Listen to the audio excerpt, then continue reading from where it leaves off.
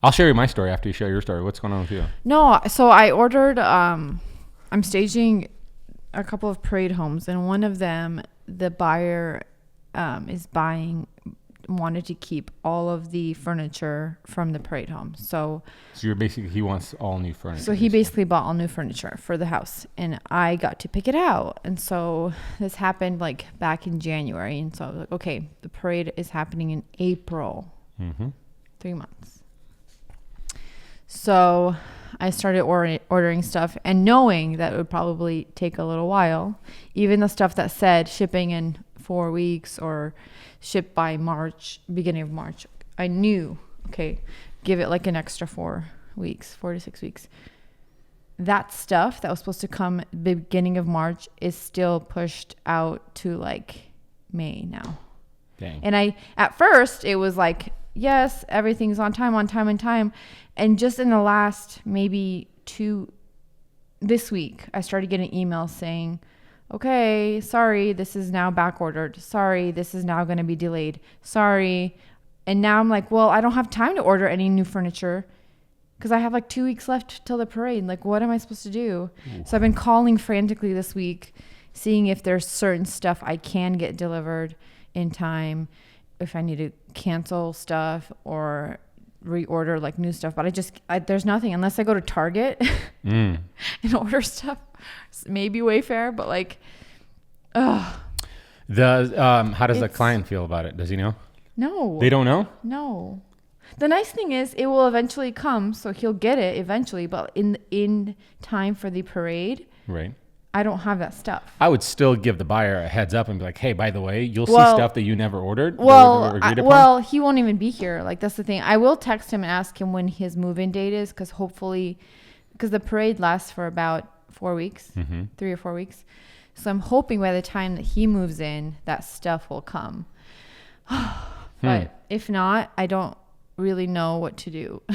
So that's been my mental just overload, I guess, today, where it's becoming really real for me because I have I believe it's 2 weeks from today. Yeah, 2 weeks from today is when I'm supposed to be staging this house.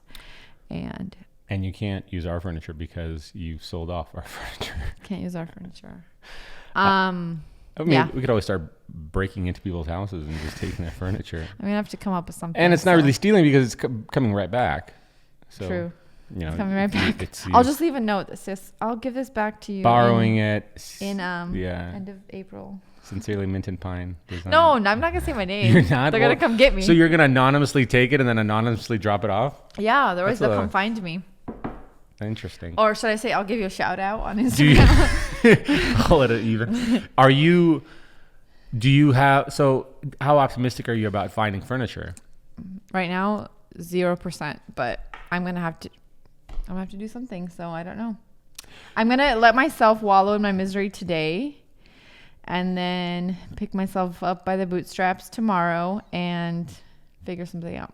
Well, I'm all for having a plan in terms of when you're going to start attacking, but I have to. Luckily, like there are a few things that are coming in time, like beds.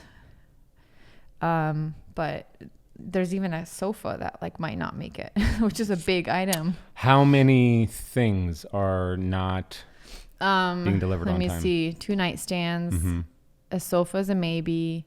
I scheduled a delivery for the desk and then a media console, but she told me today. So she said, okay, let's schedule delivery April 8th, but that's when it leaves their warehouse. And she said it could take 1 to 21 days to get to the transfer. Like 1 to 21. What the? It sounds like a lot of breaks. Oh my goodness. And you know how many times I was transferred today to like different departments? Like 7 times between the 3 phone calls that I made. It was, oh my goodness. Also, there are some really rude customer service people out there. I was trying to be nice and not like, there was a few moments where I like sighed very deeply and that's about the extent of my frustration. Okay. I think there was at one point I said, 21 days, are you kidding me? And that was about the extent of my, like, I Rude- wasn't rudeness? rude. Yeah. Or impoliteness, if you will. Yeah. Because I was frustrated. But then, Rightfully so, sure. but then I was like, okay, that's fine. Obviously not her fault. But they You want to drop her name? Put her on blast? I don't remember her name. Honestly. But like, I'm just inquiring about my delivery and you can't find it. And then you can't like give me any estimates or like time, when I got an email just like, 3 weeks ago saying, oh, this item is on time. And all of a sudden it's not. Like, where is it? And the minute they answer the phone, it's like you are wasting their time. Hello? And I'm like, hello? Yeah. Yes. What? And then they make you like they make you seem like you're like such Irrational. an idiot. Yeah. Like, oh, like I'm like, I don't have my order number. Like, I'm on the phone. I'm driving. I'm on the phone. I guess I'll look it up by your phone number. I'm like, oh, that's so much easier. Yeah. Like, Yeah. Isn't it easier for you? Yeah. Oh my goodness. Oh, it's rough. I'll be fine. Yeah, I just felt like I probably need a vent for a second. But and that's otherwise- fine. The listeners are here to hear you Yeah. vent. I think. Okay, I'm sorry you're going Thank through you this. guys. I'm sorry you're going through this. I know this is. I think frustrating is the least. Well, way it's to frustrating explain when it. your like work depends on it. I think that's yeah. what's frustrating. And it's an Otherwise, event thing, If too. it was for our own house, Yeah. that's fine. Like, we can wait. We can eat on the floor. We can, it's fine. But when I have to deliver for a client and I'm getting paid for it, like, this is a huge deal for me. It's I think it's what I'm going to assume is the most frustrating part or the most stressful part, that if it was just a client who's like, hey, can you style my house and order new furniture, then you could be like, hey, listen Stefan's on back which order. that happened too. But- and they were fine and they were very gracious, but this is But not. because this is an event, Yeah. and There's it's a time crunch. 4-week long event, so it's a parade of homes, there's a showing, there's And there's a reason I went through like these nicer right. stores and companies, is because I wanted nicer furniture, because it's parade homes is a big deal. But looks like I'll be getting my Target furniture after all. Listen, one thing is for sure, and I think you've experienced this a lot, and I've experienced this a lot, and I'm slowly trying to like add it to my rules of life, is at the end of the day, not today, but when all of this is done and the parade home is over with and stuff like that, you'll look back like you have before at the most stressful event in your life of deadlines, or even times that you felt so insecure about a job that you did, like, oh, they hated it and stuff like that. And just like that, you'll be surprised how well it turned out, and the fact that it all does pass. Like, everything works itself out somehow in the end. I think the only way it doesn't is if you just kind of roll over and die, like kind of give up and be like, I'm done. I'm just gonna sit. Well, it doesn't show up. Well, what do you want me to do, builder? Like, or what do you want me to do, client? But you're brainstorming. I think when the brain is put on pressure, or on blast or a gunpoint, there's an importance of knowing that everything will work itself out. But there's even more importance of like looking at this with a fresh perspective the next day. Like, how many times you've worked on something, trying to solve a problem. Or I think that's exactly what it is. It's problem solving. It's taking on a challenge that comes your way and figuring it out, versus just going, I don't know. Yeah. Sorry. What do you want me to do? This house. Yeah. What do you want me to do? Well, what do you want me to? You know what I mean? Like, Yeah. you I'm not going to go to the builder and be like, sorry. Nothing I could do. Yeah. It's shipping. 21 days of driving. Yeah. This dude's driving for 21 days. So everything will work itself out. You will find a solution. Doors are closing, but doors will always open. Like, that's just, I think, part of life, as long as you choose not to roll over and die. If you're actively pursuing, actively solving, actively are consumed by it, and are actively sometimes breaking it down intentionally of like, what can I control right now? What are my other solutions? Are there people like, so I think you'll get into that mode tomorrow. Yeah.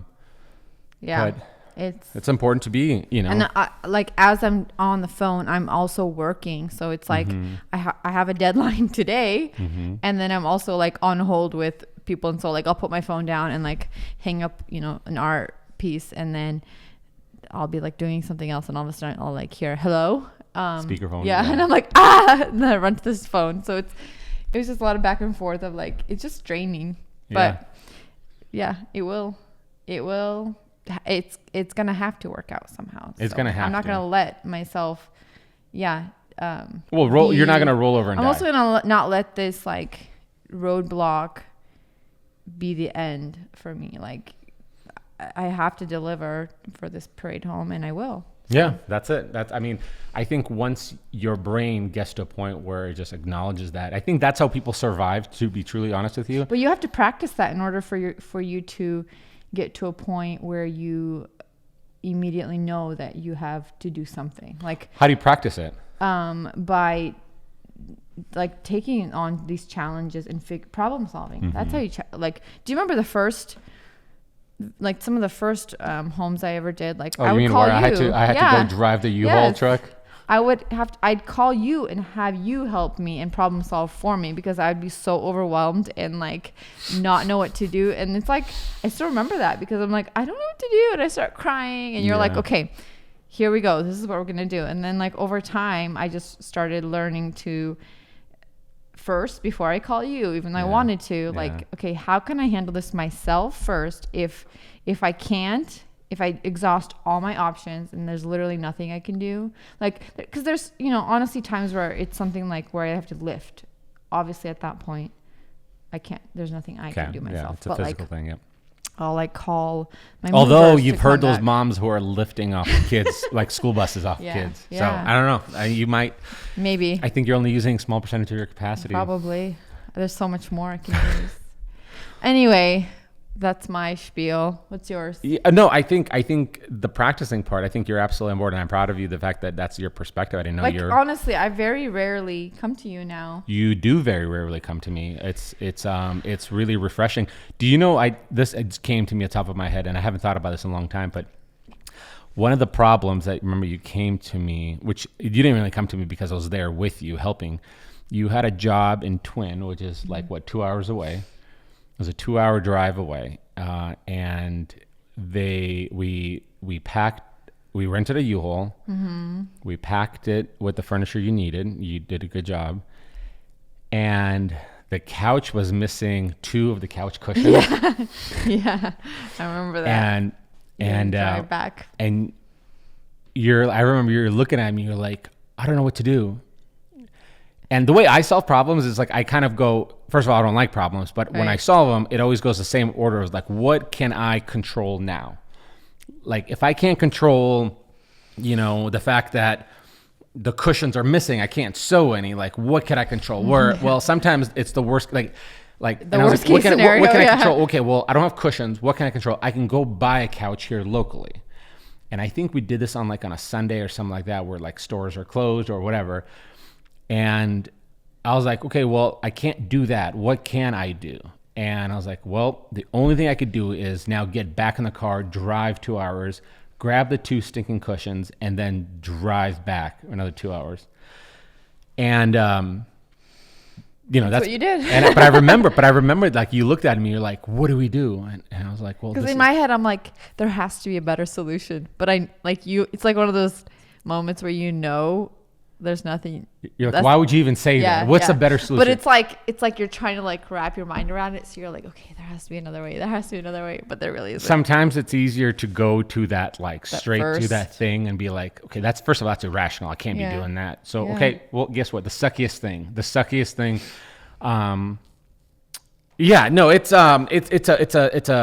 I think it's a survival instinct that is like perhaps part of our DNA, where not a lot of people activate it, but when they do activate it, it comes from the principle of like, I am out of food, or I am lost, or I'm stranded, or I'm in the middle of nowhere. Yeah. And then you're like, what can I do? Well, it's like, well, I have to be able to survive. And I think that is in our in our days where we're not pursued by animals and, we're not worried about somebody raping and pillaging, that is our endeavor that we're on, where we're trying to survive essentially. Right. And the more you practice it, I mean, the I don't know if the word is the better you get at it. I think it's the more at peace you are about it. You're just kind of like, I just have to get it done. Well, it's like the more you understand that, like there you have to figure it out. Like before, I'd be like, I can't figure it out. I'll have Alex figure it out, And so, or like, yeah. But now, also like when I first started out, I had nothing behind my name. But now it's like I have years of experience, and I have, I built up locally a bit of a name. So it's like I need to stand behind that. I can't let my reputation from this like one challenge. So but it's a lot of that too. It's also, I mean, because sometimes people go like, well, what if I don't know, what if I slept on and I still don't know the solution to the problem? But I think the moral of the story is, as long as you're still consumed by it and you're actively trying to search for it, for some reason, that's practicing that brain. Right. Yeah. But for some reason, it just, everything works itself out. I mean, think of the worst time, like most stressful period of your time, and everything passed, right? Like the old, it does pass. I don't know Yeah. if it's the Bible verse where it was or it's just a saying, but it's like, this too shall pass, right? It's like, it legitimately will pass. I remember like our most like strenuous like financial seasons, and like when we're newly married, and you're like, how on earth can we afford this bill? And then somehow later you look at it, you're like, money always works itself out. I mean, like, not that there is somehow, but somehow pieces are orchestrated to, especially if you, like if it's something that you're just not gonna like, if you get a bill and you're like not actively trying to figure out a way to pay it, if you just like brush it under the rug and just like, and then it just goes to collections. Obviously, that's the worst case scenario. That doesn't work itself out. Right. Also, if that does happen, you will be reaping those like. You will go to jail. Yeah. So that's not saying that everything works out that way. It's saying that like if you constantly are trying to figure out solutions to problems, that's how it works itself out. You're making phone calls, you're emailing people, you're talking, you're not just letting it like. You're constantly trying to solve that problem. Yes. You're constantly puzzling. Yep. Mm-hmm. Absolutely. And I think that is the difference between, like thriving and whatever you're doing and not.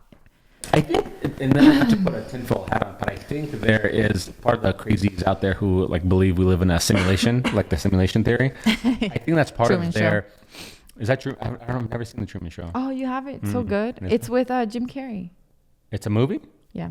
Oh, and it's a simulation thing? Yeah, like he was born in like with basically everybody's watching his life as like a TV show, but he doesn't know it. Oh, okay. So since he was born, everybody has seen his life growing up, and he has like actors in his life, like everybody's an actor or actress, and he doesn't know it, and then he like figures it out. Yeah, it's all like interesting. We have to watch it. It's really good. Well, yeah, I definitely will. It sounds like interesting, but I think that's also people that like are gung-ho about the simulation theories, like the fact that things do work itself out, the fact that life is not over, and your worst case scenario kind of plays out to not be as bad as you thought it would be. Right.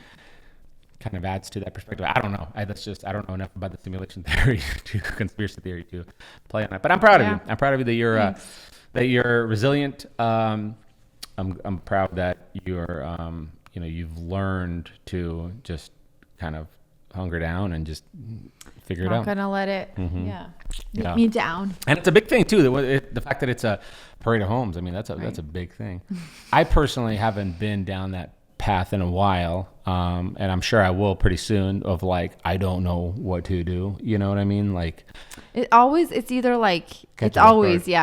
coming. There's always something, but that's good that you haven't experienced that in a while, because it's very draining, exhausting. No, it's and I don't know, sometimes like the fact that I asked you, like, if you've talked to the person or the builder yet, like sometimes there's something to be said about when you do things like that, sometimes it helps you, like when things do go completely south on you, you know, last minute or something like that. You know, that way you're in the you're in the communication loop of like, hey, here's the issue, here's what's going on.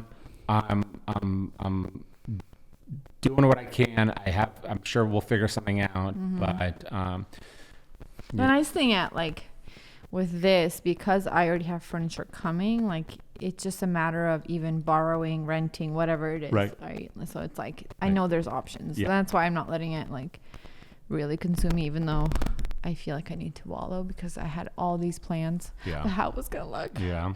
Anyway. Is this the house that you had that whole conversation with that one designer? Well, that's another option. So she has furniture, and so we've been in contact. Is this her project house? Oh, okay. This is okay. So she was telling me that they have some furniture. So if anything, we can kind of collaborate and use both of ours, which I think will look really good. So sure. That's another option. It will be fine. And then I have another parade. Luckily with that one, I have all my furniture with that one. But right. That one will be interesting too, because the challenge with that house, it's a really interesting, different layout that I don't think I've ever done. Right. It's like I don't know if this is interesting to people, but you like walk into the house and it's a hallway, and then to the right is like the living room area and then the kitchen, but like the kitchen isn't one of those standard island kitchen. It's like the hallway, and then it's like a U this way. Okay. And there's a bar here and a bar here, and then it looks like there's a dining room here, and there's this area right here that might be a dining room as well. So I don't know if they're trying to like have like the two separate dining spaces. I have no idea. Maybe it's a formal and a non-formal dining. Yeah. Very interesting. So I went and looked at it yesterday really briefly because there was a bunch of people working there. So I'm going to have to come back and just kind of brainstorm. Yeah, I mean, sorry I'm yawning, man. I don't know. I think I just... Tired? I'm winding down. That's the thing from like working. So I'm like, it's taking things out of me. Yeah, that's cool. So what's my thing? I was going to ask you, I was like this. So we were on vacation in Hawaii last week. And it was nice to finally catch my breath from the whole house stuff. Right. And then we came back and it was like full throttle. Yeah, but I'm taking care of myself because we're finally moved in and the main stuff is done, like flooring, baseboard, trim, and painting. Did you guys finish up the garage setup? Trim? Yeah, we did. But nice. I mean, obviously there's certain rooms that we never even started, right? Like the kitchen, because we're waiting for the floors to be done there when we get to that part. But at least that you're tackled as one room. But yeah, exactly. And so it was nice to go on vacation and kind of recalibrate, but then coming back into it, I'm taking care of myself because now I'm working out again. I'm eating well again. Right. You're back in that I'm sleeping better. Cycle. And so and the most important part is we're done at 3 versus before I was doing 12-hour days. Yeah, you were done like at 8. 7. I felt like I was like single parenting it for a bit there. So it was, and so it's nice to finally go back into the groove and sustainability and stuff like that. But when we were in Mexico, why do I keep saying Mexico? In Hawaii, I feel like we've had a few conversations about you and your business and your mindset and, kind of execution and stuff like that. Do you recall any of those conversations? I feel like I really laid in on you, like in the midst of that. Like, did you feel? Oh, to pursue like social media more? Yeah. Yeah. What, you want me to share about that? Well, I mean, did you feel like I was going too hard on you? Like, 'cause I think I even gave you a stink eye yesterday about like not waking up early and kind of being chased all day versus No, I think it's the same kind of passion. Sorry, I have something in my eye. The thing is, like, sometimes it could come across as like too forward, but the thing is, do you see it? Are you? No. Do you have? Oh yeah, there's like an eyelash. Yeah, it's your top. It's your top eyelash. It's just curled down. There you go. It's the same passion that you talked to me with when you told me to start my business, and so that's the reason to me. It's not like you're like, you need to do this, you need to do this. It's more of, listen, I see your potential and I see like what more you can do with what you have. Right. And why not do that? And so it's the same kind of passion that you came to me with. Yeah. when you were like, hey, why don't you start a business? Like, why don't you start staging? Why don't you, you're really good at this. Like, I see this in you. And so to me, it felt the same as that. And so that's why I'm like, okay, I got to do this, because obviously he was right about the staging thing. Oh, really? So now it's like, okay. Well, it's funny because I think if spouses ever think like, if only my spouse motivated me, and you kind of anticipate like how they would do it, and they probably kind of go like really kind of neutral, be like, you should maybe start your own thing. How cool would it be? I mean, look at you, you're good at what you do and stuff like that. And I think that doesn't work though. I don't think it works. I don't think it works. I also don't think it works when you go, well, here's your problem. You know what your problem is? That also doesn't work, right? You got to come very strategically. There has to be like not a neutral place, but it has to be a little bit like 10% aggressive. And it's got to be that passion. Right. Well, and you're trying to convince the person of their skill set. Right. And then I think you got to present it in a way where it's like, you'd be silly not to do this. Like you're wasting away a good talent. It's like an athlete who is now drinking and eating like crap and not, you're like, you're giving up a big thing right now. Right. And so I think that's the passion that I spoke to. And I think you and I've had those conversations like 2 or 3 times. Yeah. And your response is always the same. Your response is like, and this is where I kind of go like, did I go too hard in the paint with her? Because like you'll be quiet. And I'm like, is this because she's more of like this like reserved person who's like non-confrontational?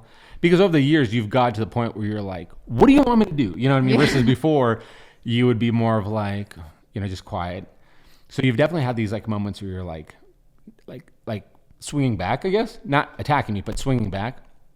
Asking like realistic questions, but whenever you do quiet down like that, I'm like, did I go too hard? But then clearly the next day you're actively doing it and pursuing and executing. That's the most important part. I think the reason I get quiet is, and I'm like this with a lot of big decisions, it takes me a second to like process. Are your eyelashes okay? I don't know. It's like in my eye. It always takes me a minute to process whatever it is. If it's like something like, where are we going for dinner or whatever, even then it takes me a minute to process. You hit me with that one usually going like, where do you want to go? Because you've never been like, I really want to go to this. The only time you've done like the opposite, you're like, couple. No, there's been a couple where I hit you first. I go like, hey, where do you want to go for dinner? And you're like, how about, and then blank. Yeah. But you usually are the first one because you don't care. I don't. I really don't. I choose the same option like 3 times in a row, like sushi. And you're like, okay. Not sushi. I was like, cool. Then you have to choose the next one. Yeah. So like, I remember when we had that conversation about like starting a business and staging and doing design. Well, first of all, let's go back to how that conversation happened. We already talked about it. Have we talked about it? Yeah. Oh, okay. I didn't know if we did. It was when I started. Yeah. Okay. I gotcha. So yeah, go back and listen to it. Go back and listen. Like it's episode 2. Yeah. Mm-hmm. When we had that conversation, I don't think I said anything to you. I like just left, and then that whole day I just like kept thinking about it, and then finally I was like, okay, like he's right. I need to pursue this. And then probably after a full like 24 hours of like thinking about it, I started actually like figuring out ways of how I could pursue this, right? So it took a little bit. And I think that was the same thing here. It was like, I know I want to do this, but then I need a minute to process like what it looks like, how I execute, like all these things. To you, it comes instantly. To me, it does not. And that's why like going back to like this whole furniture situation, I always need like a second to process. I just need like to figure out, let my brain do its thing, and then I am like ready to go the next day. So you're looking for solutions? Is your brain looking for solutions? So and like coming up with the best solution, like something that will benefit me and like everybody around me. It's like such a typical Enneagram 9 of like the peacemaker. Oh, is that why? Okay. I think so. I think that, I don't know if you guys are into the Enneagrams, but like mine is for sure a 9, and it's Is that the Satan worship sign? The one with a star and a circle? Yeah. Yes, you're right. But it's like the peacemaker, the one that has to like keep the peace between. And that's why I always take a minute to process, is because I don't just think about me. I think about everything around me, because I want everything to work out for everybody else. Interesting. That's a huge way to carry. I know it is. That's a way that you shouldn't be carrying. It's hard, but it's just the way I'm wired. I cannot make decisions any other way. It has to be this like process of, okay, like what is ultimately going to be the best solution for everyone. So the way my brain works is, so if somebody started going, hey, you got, okay, prime example. I was talking to one of my buddies who, I always like to surround myself with people who are like the next stage of life than me that I could look up to and be like, because I want to do that. So like, I remember I shared like, I want to get in more in investments and stuff like that. And I got into real or stocks and stuff like that. And I gotta stop saying stuff like that. It's okay. I listen back and I say like a lot. A lot. I was gonna talk to you about that. I need to like. I need to start thinking about it more every single time I talk. And how it affects everybody around you. It's really just anyway. But the way my brain's working is like, so I had a conversation with him and he started talking to me about investments in terms of real estate. Right. And he goes, you know what you ought to do instead of taking this crazy chunk of money that you'd be paying your taxes, talk to your accountant and find out where you can invest that money, and you could write it off and so on and like all these I don't want to say loopholes, but like these strategic business accountant advice, and just to give you more of what they call like a tax relief. And as soon as he said it, there was so much that went over my head, but I had that same feeling as you, like I know I need to do this, I just don't know how to. But then I started just executing, and I think that's what I'm kind of leading on to, is like the way my brain works is just, my brain just fires. My brain is not good at thinking. Like my brain is not good at like playing chess, where you go a few steps ahead of the person, right? Or billiards or pool, where you got to plan the next shot kind of thing. So my brain, that's why I can't do simple math in my head. It's just, you're good at executing. Yeah. And so it's all rapid fire. And so for me, it's like I'll start doing stuff, and then doing stuff that clearly I will fail or not get me to that thing, but at least I'm in the realm of it. Right. And so because now I'm just executing and doing, I'm quickly seeing what's not working. And then it starts kind of sighting me into exactly what I do need to be doing. And so I think the reason why it works with me is because I think our culture is driven by fear. Mm-hmm. And what I mean by it is not really specifically the news, but I think it's driven by fear of like failure and inability to start and how that makes it feel. Especially with social media, seeing everything. So it's like failure is just so much more out there for other people to see. And I think that's the biggest part of it. But if you keep doing stuff and failing at stuff, or seeing stuff is not working, then you become so good at failing and not caring. Well, not necessarily not caring, but you become better at knowing what more works. Things that you do don't work, and you're attentive to it and study it, the quicker you get to a place that you find something that does work. Right. So get good at being bad. Yeah, but you're like the 1% of people that actually can do that. But 95% of people just won't even try because they're already too afraid. Well, the fear. And I think that's the thing. And I think because the people who hide behind the cloak of like, I'm just a perfectionist, or I don't have the money for it, or the time for it. But like the way I started in the world of YouTube is I started blogging first. And before I started blogging, I started doing Instagram, where I was like, I'm going to do 3 posts a day. Then I started blogging, and clearly blog didn't work for me because I never monetized a single blog of mine.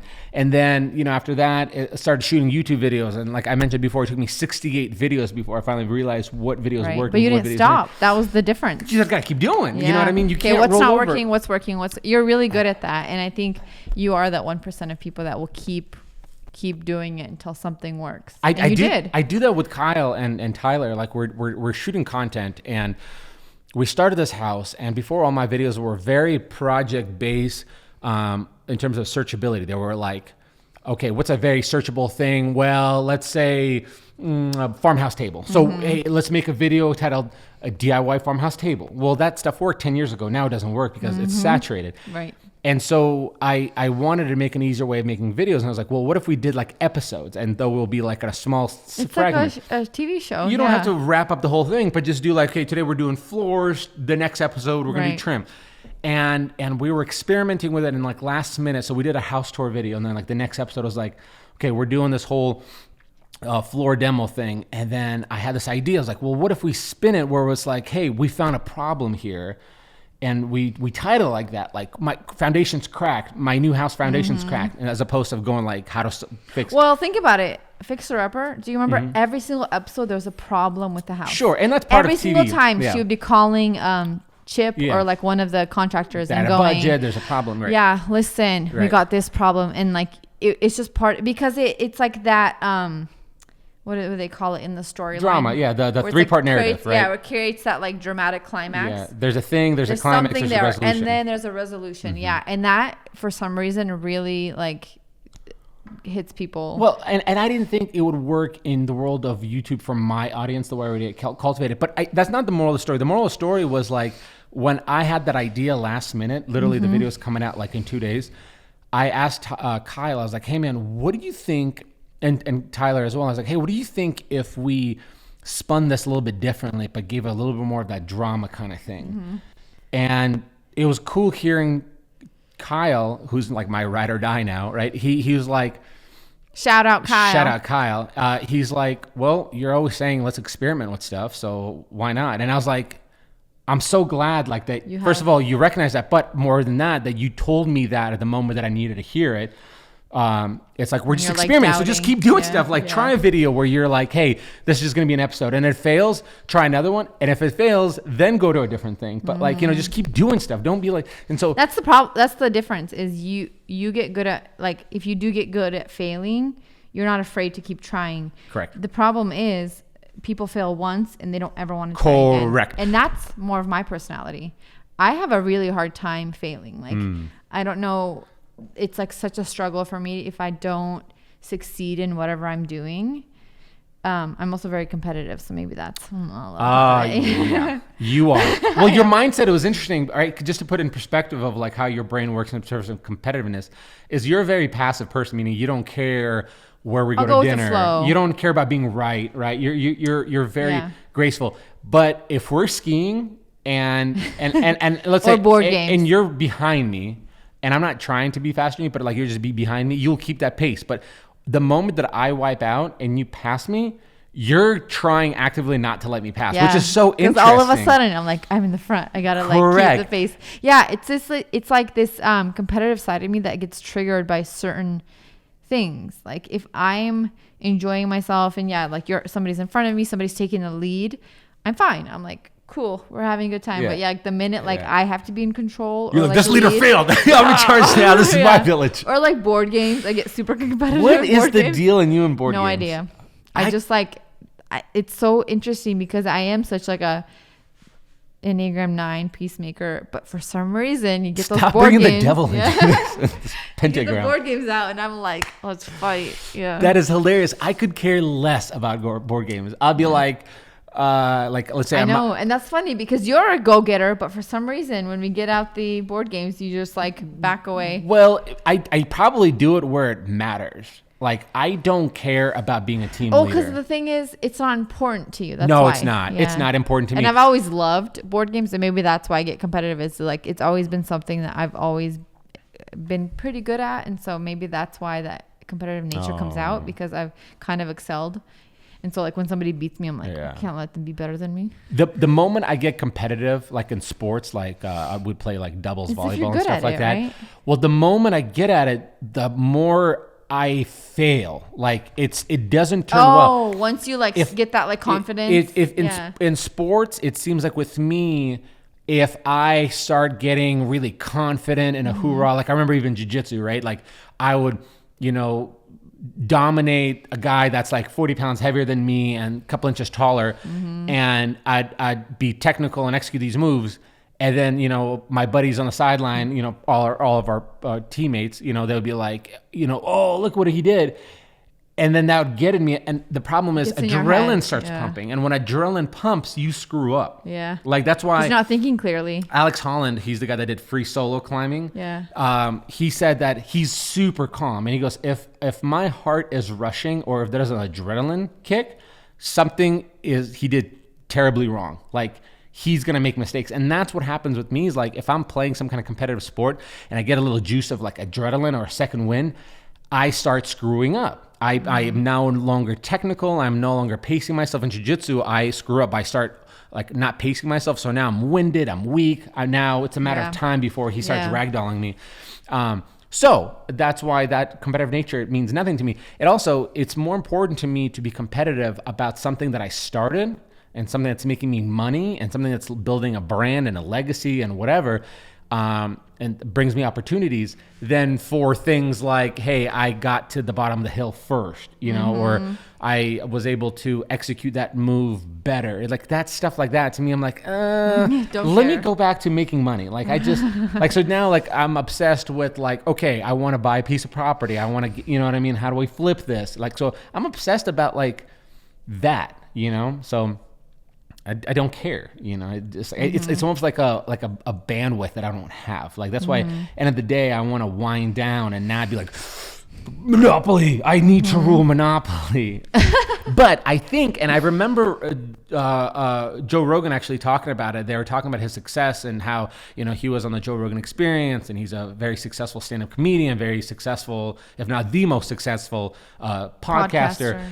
And he was, they were talking, and then before that he became a black belt in jiu-jitsu, and then before that he competed in taekwondo, and then signed a like $100 million Spotify deal. Like, meaning he's just getting he's accomplishing so many things, and countless specials on Netflix and all that stuff. And he said his mindset is that it's like you just always got to keep moving. Got to keep. You got to keep moving. What's the next thing? So you and it's not some. So part of the next thing is like, okay, so real estate or stand-up comedy or whatever. But I think it's also like you got to keep executing. Like if you're just sitting down and be like, I'm gonna make one perfect move, and that's it. Nobody makes any success off of one move. Like, right. I remember when I was. You can't stew on that for like ever and ever and finally like execute it. You gotta like try it a lot, especially in this day and age where everybody's doing everything. Yeah. You got to do something. I'm on a streak of losing a bunch of money on stocks right now. Yeah. I was on a really good streak in the beginning, but now I'm like on a down. The market is getting hit pretty hard right now, and. But the fortunate part, the money that I'm losing is the money that I've gained, right? But it's like, at first it freaked me out and I felt a little bit of a failure, but then I was like, no, okay, so this is taking a pause. First of all, don't sell. It's going to write itself out. If you look at the market in the last 5 years, all those stocks, they've been on a 400% incline. It's just a matter of, you're not going to make your 400% tomorrow, right? So just be like, eventually it'll go down, but then eventually it'll go up and then down more. You know what I mean? It's just, it's still in the upward trend. So I was like, don't touch it, don't sell it.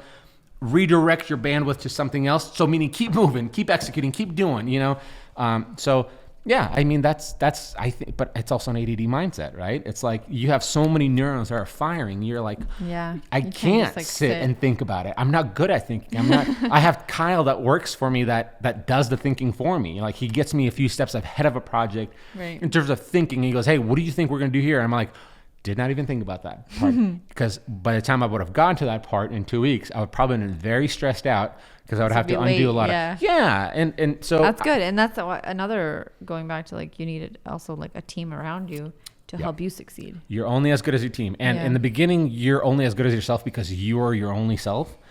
You're the actor, director, planner, everything. Eventually to scale. But then you get people who are way better than you. And then it leads you to be doing what you're good at, which is, with me, I'm good at just executing. I'm good at failing. I'm really good at failing. Like I'm good at not being good at things. Yeah. But eventually that being good at failing led you to success. You got to know what you're not good at. You got to know. Don't waste your time. I told it to it was funny. I had a weird conversation I got two stories I want to share about the kids. One conversation was about, like we were driving one time and maybe a month ago and we were talking about something that the kids did, and but you could see the confidence. I was like, oh, you're good at that. And he goes, yeah, and I'm also good at this. I was like, well, I think you're better at this than that. I think that's how conversation went. Because what I want to do is I want to steer him. Like, I don't want him to be like, you're the best at everything. Right. Right. Because I think because nobody's gonna be the best at everything. So you don't want that mindset. But you don't want them to have a reality check where like, I think it was something about drawing, right? Like, I'm really good at drawing. I was like, you're really good at sports. Drawing, you're good at, but you're really good at sports. And so the mindset when I was going like, find out because what I don't want to do is convince you that you're so good at drawing when you're mediocre at drawing, but I clearly see you're good at throwing a ball straight and catching a ball, right? And so we were just kind of having that conversation. I was like having him understand that like, you might draw a picture, but this might not be refrigerator quality. Not that I want you to only come, be the perfect kid, but I want you differentiate, be like, this is my finest work and this is not my finest work. And then you'll bring your finest work to your next finest work and then be like, oh, this one's way better. Right. Because then they grow up and they go to like art school and then they realize they're not very good. Well, the fear is they're going to go to art school and be like, my dad made me believe I'm the best. And be like, dude, you don't understand. You're still drawing stick figures. So. Yeah. So I want them, but I don't want but I don't want to miss him out on the opportunity to be like, dude, you could totally be a gamer. Because I'm seeing what he's doing with video games. And I was like, hey, listen, man, it's the wrong thing as a dad for me to be. Yeah. So, and the second thing I wanted to share was yesterday we were driving from jiu-jitsu and he was good. Like Jack was good. And not to say he was dominating everybody, but he was very aggressive and he was technical and he embraced failure. But after he was done, all of a sudden I'm picking him up and he's like bummed out and head down. And I'm like, what is it? I can't get it out of him. Finally, he was like, Mr. Chase, which is like a young kid who's helping with them. He's maybe like 22, doesn't have kids. I know him. He used to be my old training partner. He's like, because all the kids are getting promoted with their belts and they've missed class for like 2 weeks straight. Well, they missed last week because we were gone. Right. Yeah. Or 3 weeks now, right? So clearly they're not getting the belts, right? And so when they're all getting candy after, Mr. Chase was like, oh, Jack, you don't have your stripe to get your next belt. He goes, I'm disappointed. So he told me, he's like, Mr. Chase, he was disappointed in me. And he started crying. And I was like, first of all, I want to kill Mr. Chase. That is so rude. But listen, you don't know why right. But I knew where Chase was coming from because he was my old training partner. He's like 20. No, he's like 29. Jack has been there for like 2 years. He's 29. 2.5 years. This dude has no kids, doesn't have a career. He's okay. So the no kid part, right? He doesn't understand. He's probably thinking like, you tell a kid, be like, hey, listen, the majority of the kids you tell you're disappointed in them, they'll be like, whatever. But the way Jack is wired is that if you spank him, that does nothing for him. He just gets angry. And I don't remember last time we ever spanked our kids. But when you tell him you're disappointed in them, which I have never uttered. Him. Yeah. I've never uttered those words. I've done things where like... There's only been like maybe 1 or 2 times I've ever said that to him. I've never said it to him. I've said things like, I'm not happy with you that you just did that, right? Yeah. But so to him, maybe he's interpreting like I'm disappointed. And it wrecks him though, yeah. He was wrecked and he's like, I can't get my belt. And he said he's disappointed in me. And I was like, I had to lead him through this conversation, which is so weird, of being like, hey, like, whose opinion's more important? And I told him, I prefaced with like, hey man, Mr. Chase doesn't know that you couldn't come because mom and dad was on vacation and we were moving for 2 weeks. And so there's nobody to take you. Yeah, it's not like he didn't get his belt because he didn't earn it. Right. Yeah. And so I was leading him. I was like, listen, Mr. Chase didn't know that. And I bet you if he knew that, he wouldn't say that to you. But I also knew that I was like, first of all, I can't go to him and be like, hey man, because I mean, I could, and that might solve one time a problem. But I have to get him ready for life situations where it's like, you cannot have somebody else's opinion of you or a misconception or misinterpretation affect you, right? And so I walked him through. I was like, okay, is it important to you when mommy and daddy's proud of you? Yes. Okay. So and so you start prioritizing, like, is it like, understand who's important, who's not important in your life that those uttered words are important. You know what I mean? Don't let, basically leading a kid to understand, like, don't let other people dictate your happiness or your fulfillment or your meaning or whatever. And it was such a weird conversation to be had because I know this is a lifelong thing that he would need to learn to be happy and like not to put his happiness or fulfillment in other people, but it was interesting navigating those waters. And I think if we come across more and more situations like that with him, I think that fear of people pleasing, and failure, which he's getting failure knocked out of him by losing in jiu-jitsu. I think that's creating people who are going to be less afraid of starting things. Right.